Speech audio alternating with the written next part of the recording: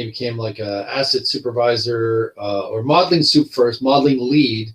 And he worked his way up and eventually CG Soup, and now he's working on huge movies. But it was a process and it took a lot of time. And he and I used to go to colleges and answer this exact question and other ones. And his words are always be prolific. Oh. And I thought that was interesting. And I was like, oh, he's already thought about this. And he said, look, every time you leave a job, they should go, oh my God, how are we going to replace that person?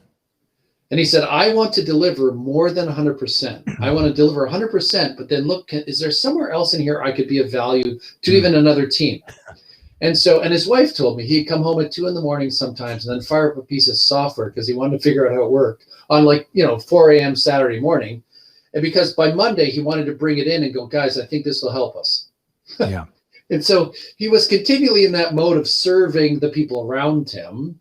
And he just naturally rose to a point where like, this guy is Mr. Fix-It.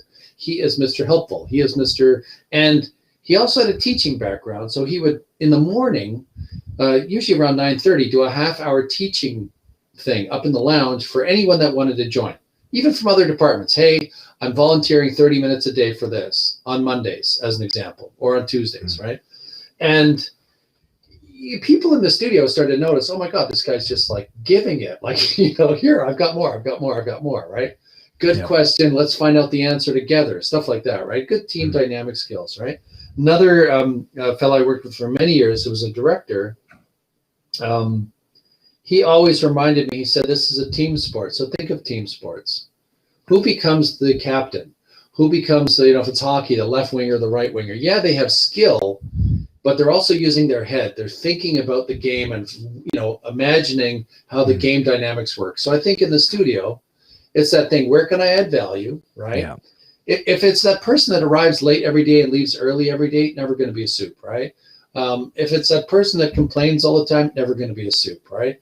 Because the last thing you want is a supervisor then going, oh my God, I hate this place. Yeah, exactly.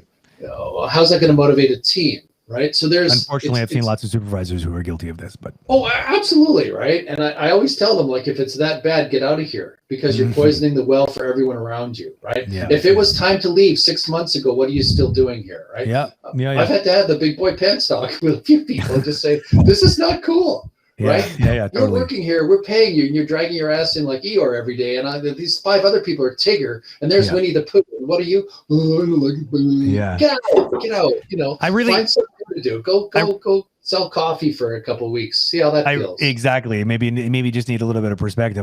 One thing that I'm kind of latching onto with what you just said there is that the idea that, are you thinking the big picture? Are you thinking about the game itself, or are you just thinking about are you only worried about putting the ball in the net, or are you worried about the team winning? The team. And this is the big difference, I think. And I think that, from my perspective, the people who should be chosen as supervisors are the ones who are more concerned about the bigger picture. They're always worried about their team and taking care of them, not in the way that they sandbag. So I've seen some supervisors do that, where they just sort of defend their team as opposed to provide winning conditions for their team. Two very different scenarios. And again, a lot of these questions are going to have multiple answers. So I think let's take all of this with a grain of salt. There are definitely going to be studios where there's no one around to be the supervisor, and someone gets promoted because they're that person that had the most right skills and was in the right place, right time. It happens, right?